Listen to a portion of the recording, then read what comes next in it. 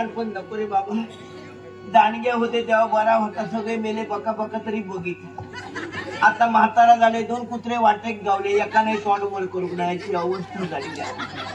पण माझा काय झाला, मी चेडू जन्मा घेताना एकटा जन्मा गेलोय. पुढे भावच नाही, पाटलेकडे बहीण नाही, सगळ्यातून बाहेर झाले. पण जन्मा गेलोय चेडू, पण बापाशी चेडूच नको व्हाया होता. आता ती सगळ्या बापाशींका झील झाले तर हसतले, मजेत बारशे करतले. चढवा झाले का ह्यांच्या तोंडावर बघूक नको. अरे पण चढवा नको की त्या चढवा वाईट आहेत का माका सांगा. झिलय तात करतले आणि चढवाय तात करतले, पण चेडू चांगला कित्या. ज्या घरात चेडू जन्मा गेला त्या घरात खरोखरच लक्ष्मी आणि खरोखरच चढवा जन्माक येऊकच होईना तर तुमची लग्न रावची ना, बियाच्या कोंब्यासारखे रावताना. मग हे विचारूचा लागतं, रे तुझ्या बघण्यात खै पोर हा काय रे, तुझ्या बघण्यात खै पोर हा काय रे. त्याच्यासाठी प्रत्येक घरात यात तरी चेडू जन्मा गेला तरच तुमची लग्न जातली. आता मी या जन्मा गेलोय, एक भागलो, आता जगलो नाही तर का माझं इलाज, पण तो बिचारो भागलो. हा आणि मी जसा चेडू जन्मा गेला ह्या सुद्धा बरा, आणि चेडू जन्मा गेल्यानंतर मोठा झाल्यानंतर औशी बापाशीची झोप जाता ह्याही खरा. कारण वाढलेला याच पोर घरात ठेवता म्हणजे 10 जण बोलवच्या आधी आपण म्हणा येतले बोलवची गरज नाही. आणि ज्या बापाशीच्या घरात चेडू असा त्या बापाची कामाक शोधूक जाऊची गरज नाही. जो तो येऊन येऊन विचारतो, तुझा काम काय असा काय रे, तुझा काम काय असा काय रे म्हणा. आता माका सांगा, मी जसा वाडाक लागले तसे 10 ते 50 जण घराकडे येऊ लागले. येऊन येऊन हुंबऱ्याची माती भराक लागली. तेव्हा बापाशी टकली चलली आणि ह्या पोराक या लाटून टाकू व्हाय नाही तर हे येऊचे बंद राहूचे नाही म्हणून माझ्या लग्नाचा ठरवल्या. आता लग्नाचा ठरवता म्हणजे त्याचा बरा बघणारो बरो होईल, कारण पुढारी बरो नाही तर पुढाऱ्यात दोन्ही वाटेन धपके असतं. आता माझा पुढारपण केल्यान बाळू गुरुमान ऐकलं, बाळून हाडल्यान आणि सांगल्यान माझ्या बापाची त्याने बाळूचा खूप बरा. माझ्या बाबाक सांगले, रे पोराचा लगीन करतात तर एक पोरगो बघण्यात हा, पोरगो बघण्यात हा. मंत्री बापाशी माका रात्री झोपताना बोलेल्या, गो बाय हडे ये काय रे बाबा उद्या तुका बघू घेतले असं रात्री फक्त सांगल्या. रात्री झोपाक गेले तर झोप लागाक तयार नाही, कारण उद्या जर बघू घेतलो तर आदल्या रात्री खैचा पोर झोपताना नाही झोपत. कारण मी या रातभर सगळीच स्वप्न रंगत होतोय. कसली म्हणजे ज्या पोरांची लग्न झाली ती पोरा माका सांगत होती, घो गावलो का या गावता ता गावता. ती स्वप्न रातभर रंगवून रंगवून सगळी हतरणं उजाडताना खळवटलोय. आणि म्हटलं बाळू गुरामान घो आणलेलो बघूया तरी. बघलंय बारियरला दारार बसले तर इलेला माका बघतो म्हणा. बारियर बसले, बारियरचे दोनही भय्य बाजूक केलंय आणि म्हटलं कसलो घो आणला तो बघूया म्हणून बसलोय. कपाळ टोपी सदरो धोतार, धोतारात काय बघण्यासारख्या काही गेला. धोत्रात बघले तर सगळे कला होते तितके धोत्रातून सगळे 10-12 जण दिसा होते. त्या मनात त्याच्या धोत्रात काय बघतलं, त्याच्या धोत्रात बघता बघता खळ्याच्या वेळ येलो तर 2-4 आकांडे बापाशी घातलेला रेडे येतात म्हणा. ते सुद्धा आकांडे टळटळून पेचीत घेऊन येलो. कारण पुढे भुतूर बघल्यांना ते तो डोको मोडको होत होतो. डोको मोडको असल्यामुळे आकांडे पेचीत जसं येलो तसं बाबाक सांगले, बाबा माका हो घेऊ नको, बापूच माका येत्या पोरा नको की त्या. अरे म्हटलं ते बऱ्यापैकी आकांडे टळटळून पेचून टाकले तर उद्या लगीन माझा झाला काय माझा काय करतो. माका म्हटलं ढेकात गुटांग भुतरी टाकून देतो. माका म्हटलं हो घेऊ नको. तेव्हा आता येलो पोर माका सांगता, बाबा गो पोरा त्याला जेव तरी घाला. आता जेव घालतलं का पहिले सांगले 10-12 येतो म्हणा. 10-12 जण येले, मग खाऊचा होता म्हणा 50 जण पाठवून येले. आता इतक्यांका जेवण कसा पुरताना माका सांगा. म्हटलं बारको चमचो घ्या आणि भात वडा डाळी 4 कळशे पाणी वता ओतले आणि 50 माणसाचा जेवण झाला. आता वाढताना परत आमच्या घरात माणसं कोण नाही ना, माझी आवाज आणि माझा बाबा, आणखी वाढणार कोण नाही. म्हटलं वाढूची काळजी करू नको, नवऱ्या मुलग्याक मधी बसवा, बाकीच्या सगळ्यांचं असे गोल बसवा. डाळ केला ती त्याच्या पानात होता म्हणजे सगळ्यांच्या पानात जातली. म्हटलं 4 कळशे पाणी ओतलेली डाळ चालल्याशिवाय राहता.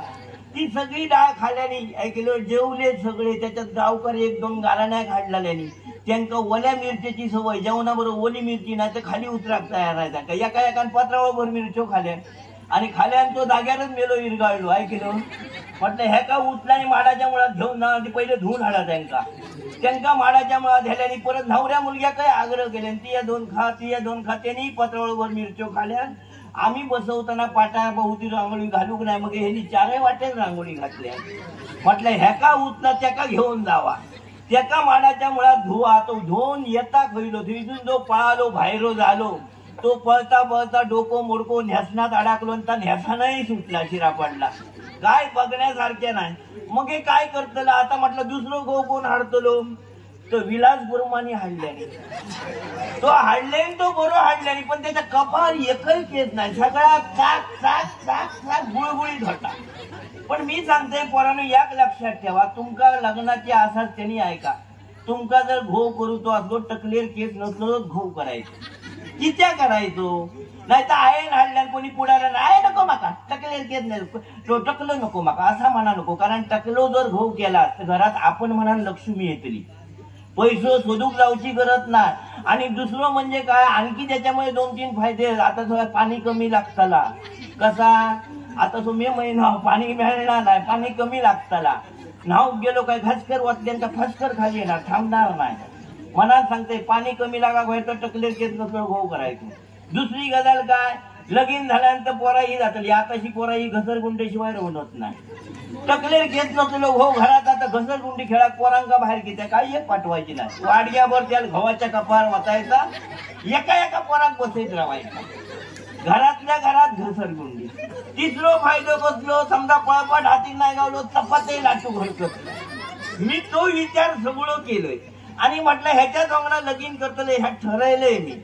जसा आजू उद्या माझी टकली चालली कशी, समजा लगीन झाला आणि आजूबाजू पाया पडाक गेले तर लोक काय म्हणते, काय गोयतो तू पाळू कासव घेऊन फिरतो म्हणून तो मोडून घातलोय.